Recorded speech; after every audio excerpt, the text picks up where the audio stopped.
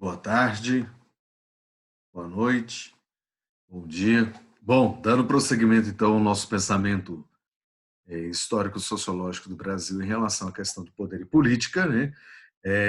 Vamos agora então vou agora apresentar a vocês, né, a questão do Brasil República, né? Após 49 então anos de governo de Dom Pedro II, né? Após aquela centralização política que nós vimos anteriormente, nós agora vamos caminhar para uma outra fase, né, de construção da política e do poder no Brasil, já na República, o que vai, então, conduzir até o momento atual.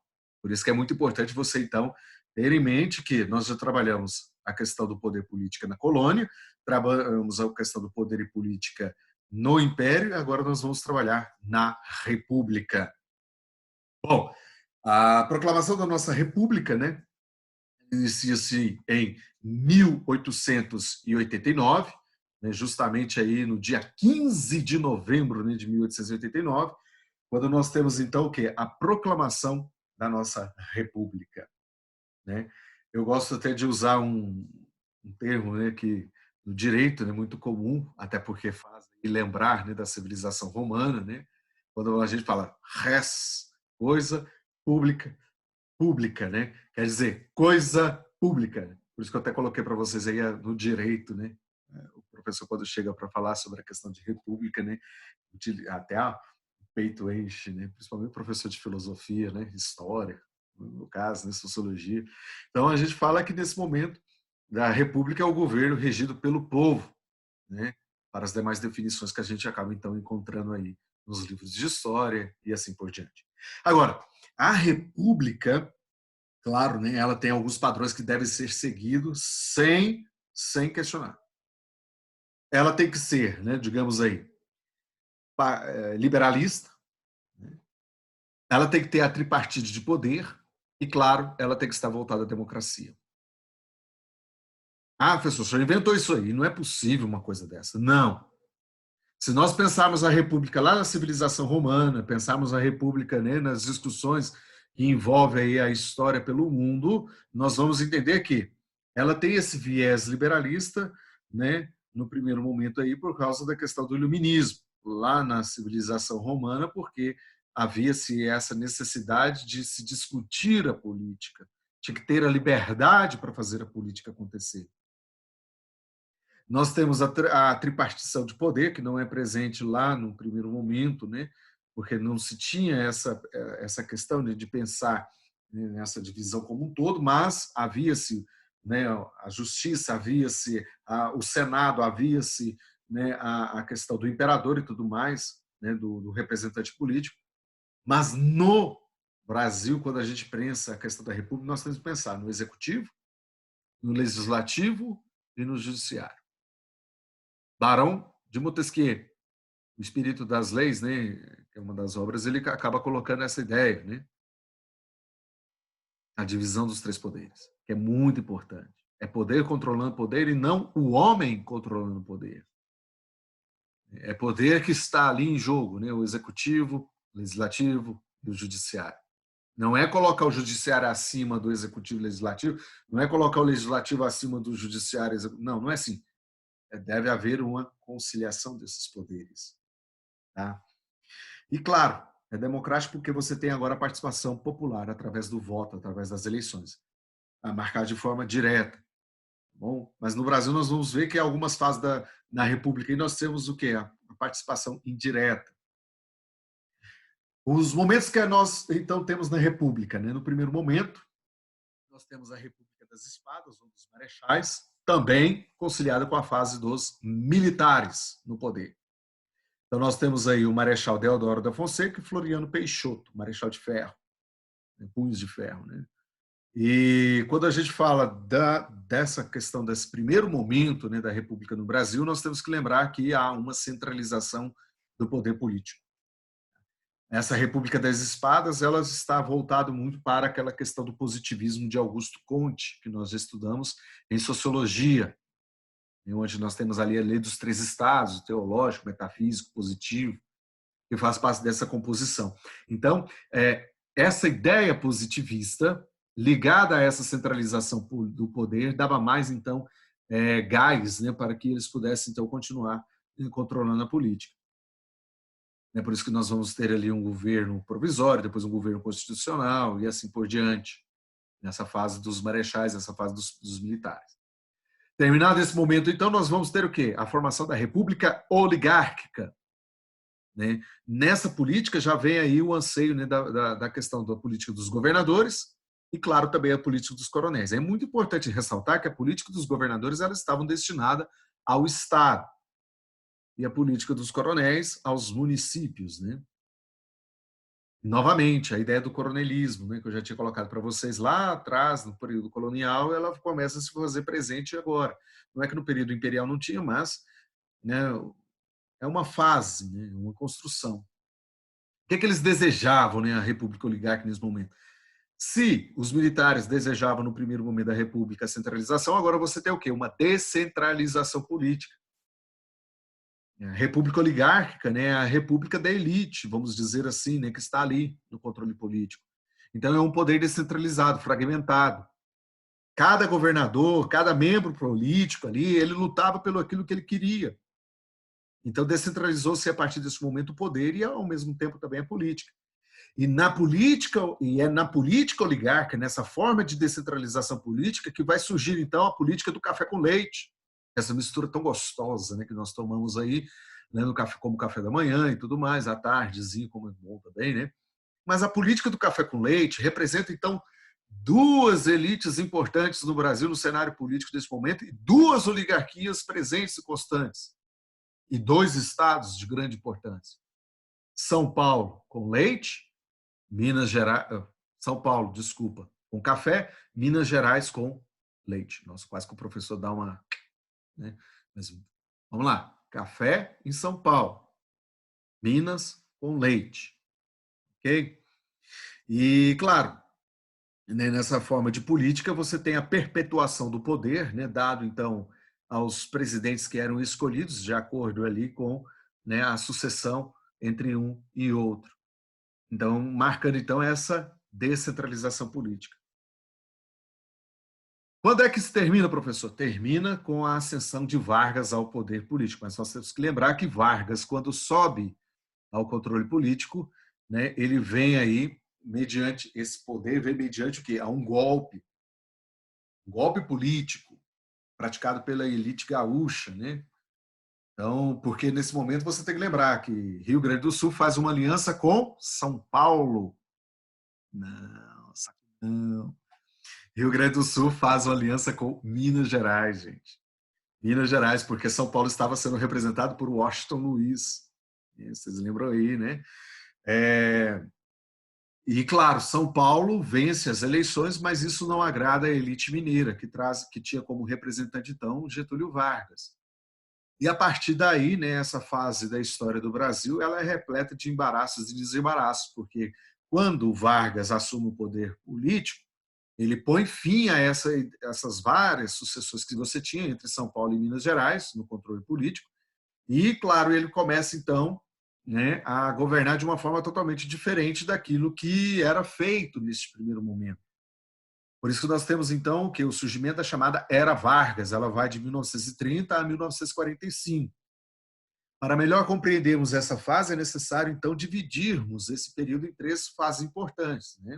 O governo provisório, o governo constitucionalista e o Estado Novo ou a ditadura de Vargas, né? Então, de 1930 até o ano de 1934, quase mais ou menos aí, né, nós vamos ter o quê? A fase do governo provisório.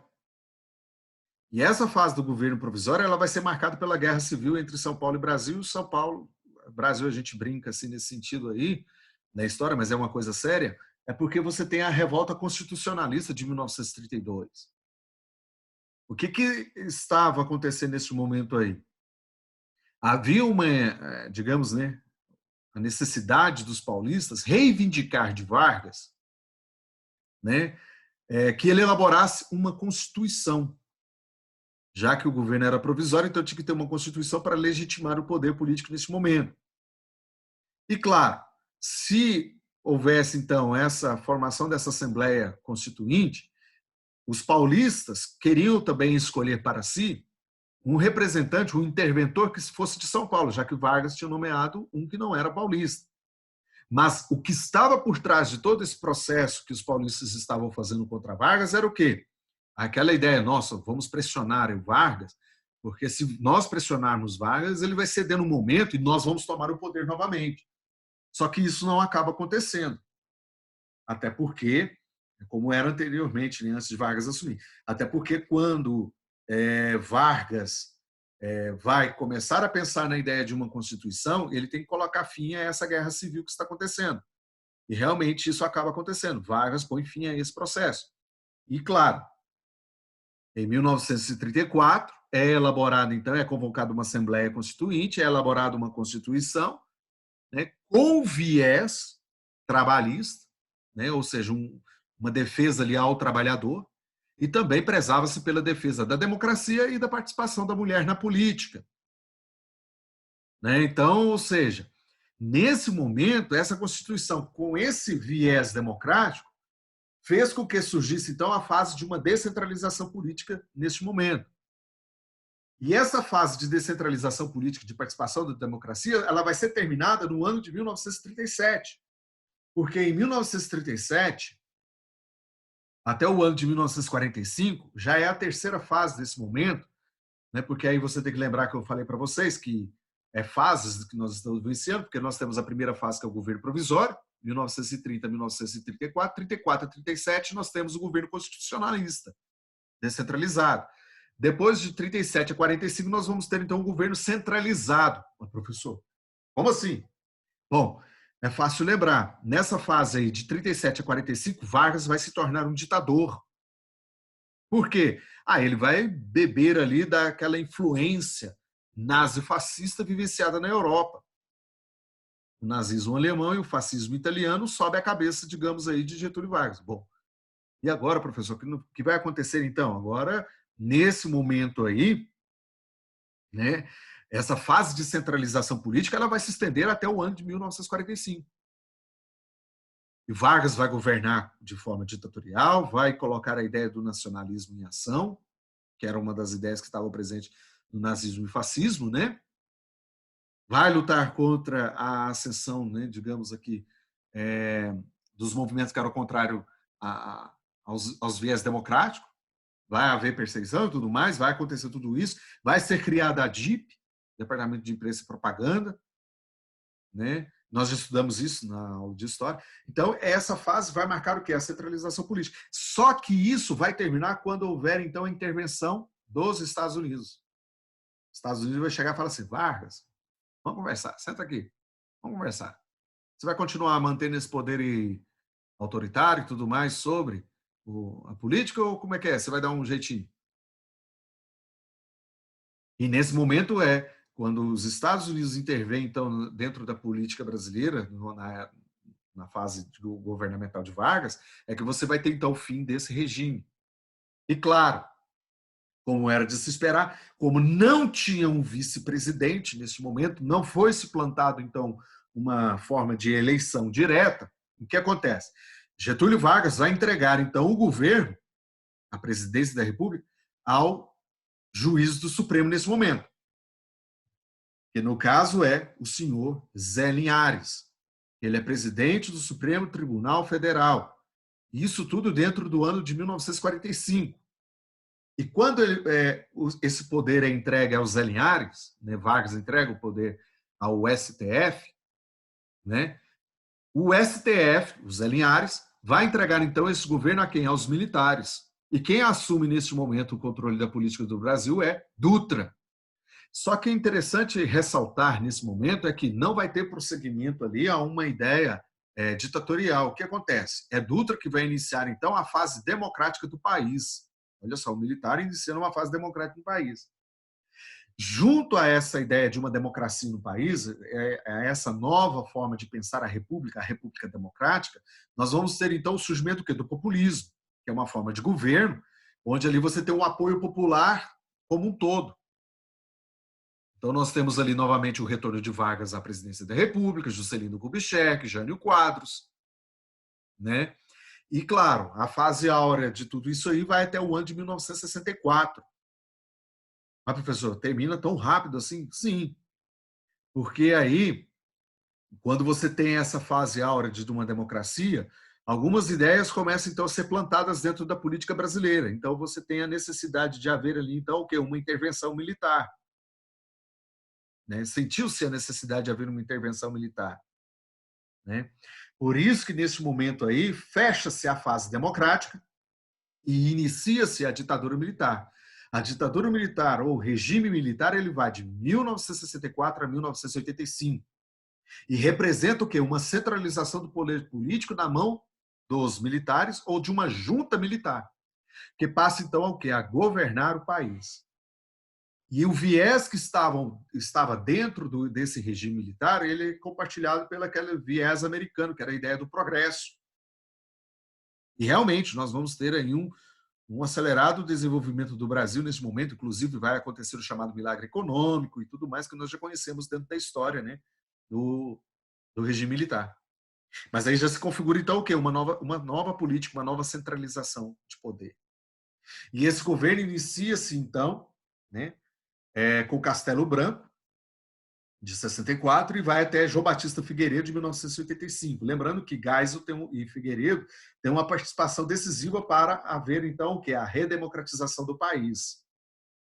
Por isso que a transição dessa fase militar para o governo civil vai se dar de forma o quê? Indireta. Então, não vai ter a participação popular, vai ter a participação daqueles que já estavam ali dentro da política. E nessa fase que inicia, então, o que nós chamamos de redemocratização. Então, nós estamos recebendo de novo aquilo que era nosso anteriormente, que é a democracia. Por isso que a gente fala redemocratizar.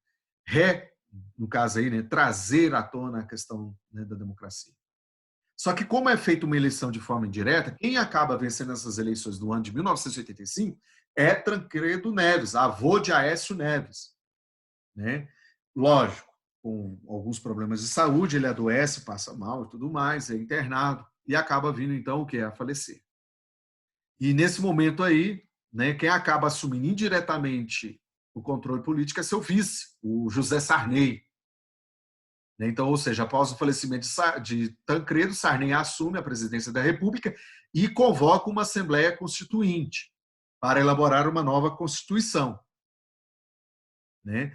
E, claro, após haver, então, a formação dessa Assembleia, você então tem a promulgação de uma nova Constituição, a chamada Constituição Democrática, a Constituição Cidadã, a sétima Constituição do país, a Constituição de 1988, é a que está em vigor até hoje, né, com seus artigos e emendas. Né? Então, depois, claro, né, terminada essa fase do governo de Sarney, há uma necessidade de se convocar novas eleições. Então, em 1989, nós temos uma nova corrida eleitoral. Só que agora não é de forma indireta, é de forma direta. Então, o poder político agora passou a estar na mão de quem? Do povo brasileiro. E, claro, essa participação popular ela é muito decisiva, já que ela foi também decisiva quando, no ano de 1985, ela teve a participação de pedir, então, as chamadas diretas já, né, que era é o ponto máximo ali, né, do povo já, né, querendo o quê? O retorno a essa participação, o retorno à política.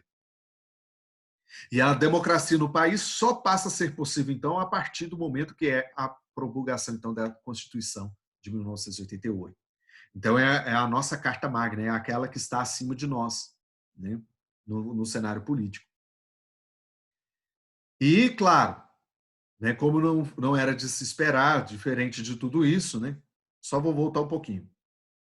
Na eleição de 1989, nós temos, então, para a corrida presidencial aí, né, Luiz Inácio Lula da Silva, Fernando Collor de Mello e outros, né, representantes. Mas lembrando, quando você tem, então, essa corrida eleitoral, os dois candidatos que recebem a maior quantidade de voto é Fernando Collor de Mello e Luiz Inácio Lula da Silva.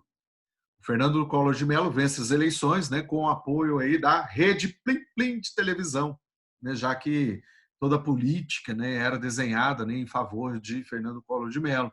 Luiz Inácio Lula da Silva, claro, perde a eleição, né, mas ele não deixou de participar depois, posteriormente, de outras corridas, né, eleitorais, mas nós vamos ter, então, uma sequência, né, de vários presidentes nesse momento no Brasil. Então, Fernando Collor de Mello governa de 1990 até 1992, depois ele sofre um impeachment, né? E, claro, seu vice acaba assumindo, de 1992 a 1994, né, como presidente, que é o Itamar Franco, mineirinho, né? E depois nós temos, então, a nova chapa eleitoral sendo formada. Né? Quem vence essa chapa é Fernando Henrique Cardoso. Ele governa, então, de 1994 a 98, depois de 98 a 2002. Não, é isso mesmo. Então, são 2 mandatos. Depois nós temos o Luiz Inácio Lula da Silva, né, que vence as eleições, governa, então, por mais 2 mandatos. Depois nós temos a ascensão de Dilma Vana Rousseff, que governa um mandato inteirinho, 4 anos, depois, logo, ela sofre um impeachment, governa por mais 2 anos, então são 6 anos de governo de Dilma, e, claro, assume seu vice, o Michel Temer. Terminada a fase do Michel Temer, nós temos, então, uma nova eleição convocada, aí, claro, por necessidade mesmo, né, da política. Então, quem acaba vencendo a disputa eleitoral é Jair Messias Bolsonaro, o atual presidente do Brasil neste momento.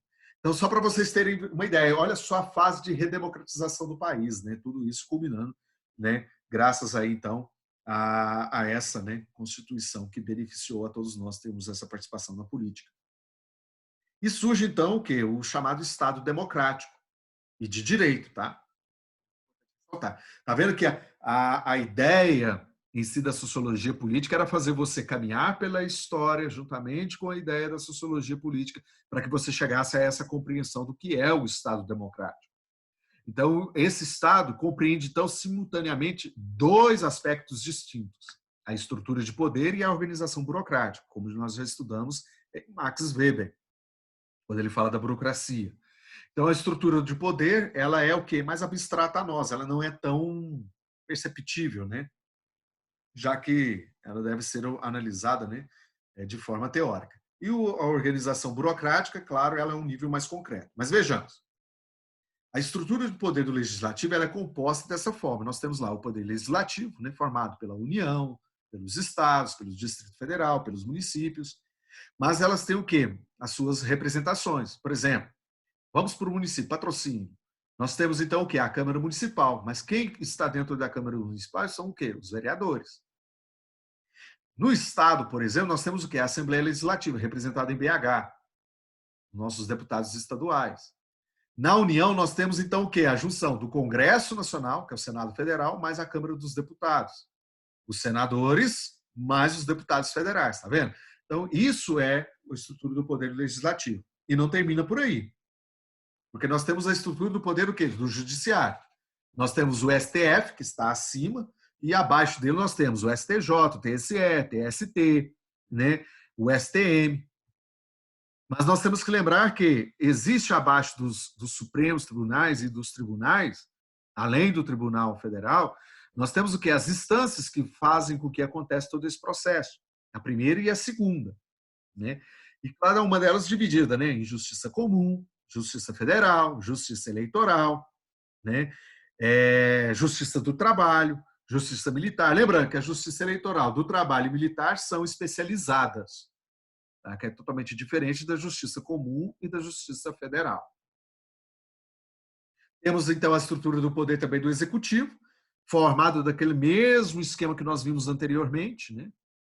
Só que nós temos que lembrar que nesse poder executivo nós temos, então, dentro aí dos municípios, né? Nós vimos do legislativo, né?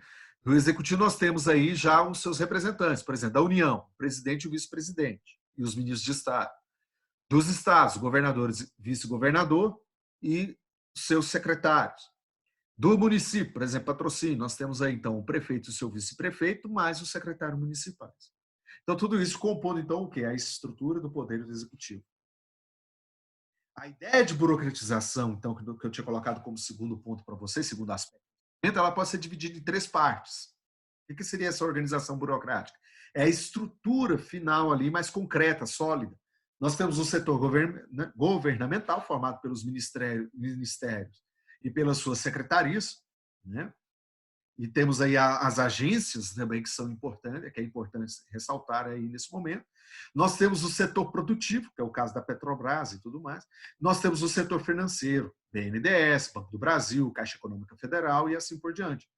Compondo, então, o que? O cenário, né, digamos, da produção. Né? E, claro, e financeiro, né, no mesmo tempo.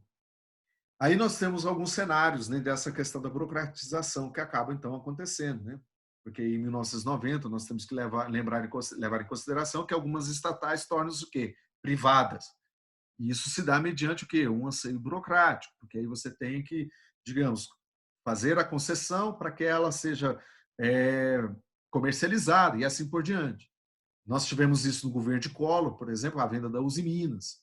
Tivemos isso no governo de Itamar Franco, né, a venda da Siderurgia Nacional e a Embraer. E no governo de Fernando Henrique Cardoso não foi diferente. Nós tivemos aí, por exemplo, a Vale, as malhas ferroviárias e alguns bancos e também até mesmo a própria Telebrás que foram vendidos.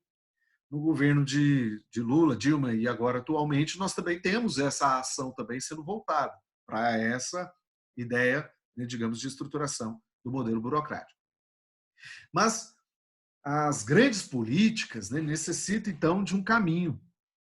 Né, e o Estado brasileiro não foi diferente. No material de vocês temos aí até um organograma, eu fiz questão de colocá-lo para vocês aí, para ficar mais fácil de vocês entenderem, onde nós temos aí o sociólogo Edson Nunes, né, que identifica, então, o quadro, né, da política do século XXI no Brasil.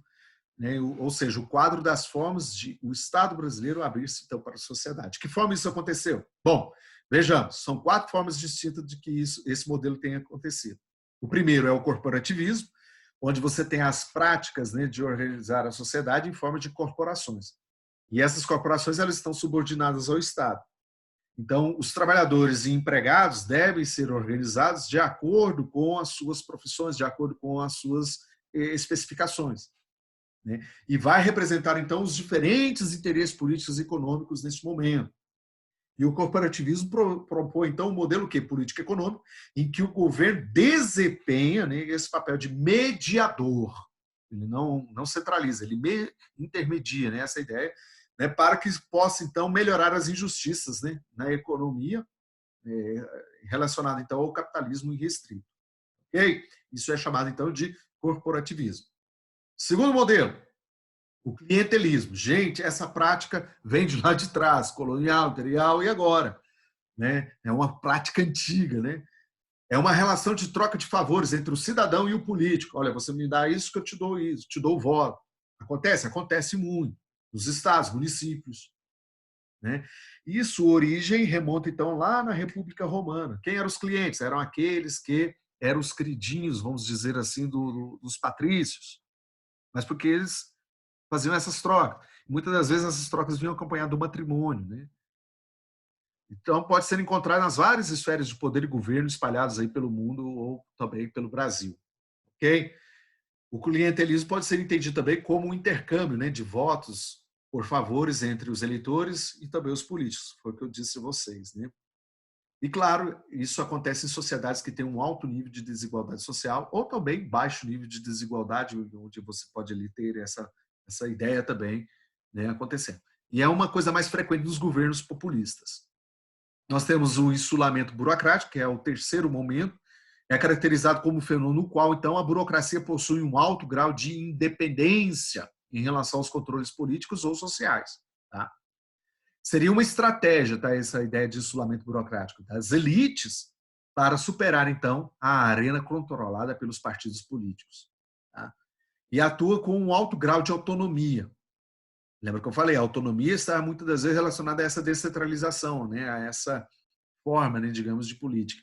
E, claro, e nesse momento aí é muito importante ressaltar que elas vão ter o seu campo específico de atuação. Ok? O quarto e último momento é o universalismo de procedimento. Consiste, então, no meio pelo qual busca, então, conter a irracionalidade política, principalmente aquela colocada lá pelo clientelismo. Ok? Ao contrário do insulamento burocrático, né, o universalismo, né, de procedimento pressupõe, olha só, que todos os indivíduos são iguais participantes, seja na lei ou na economia ou algo do tipo. Então, corresponde a uma burocratização, aquela que fora colocada lá por Max Weber, que nós estudamos. Né? Aplica-se a lei, então, nesse momento aí, né, de forma independente da pessoa em questão. E claro, né, ela é marcada aí por uma importância, né, de mérito para o recrutamento do Estado e também do governo. Meus queridos, agora sim, cheguei ao fim desse momento com vocês, dessa aula. Agradeço de coração a atenção de vocês aí. Né? Espero o mais breve possível estar junto com vocês novamente, porque eu estou sentindo uma saudade muito grande de vocês. Não tem cabimento um negócio desse, né? E, claro, com o mesmo entusiasmo, com a mesma alegria de sempre. Fiquem com Deus, que Deus abençoe vocês. Uma boa aula, um bom estudo para vocês aí. E, claro, que essas aulas possam, então, servir de grande interação para vocês aí. Um beijão, fiquem com Deus, até a próxima. Tchau, tchau.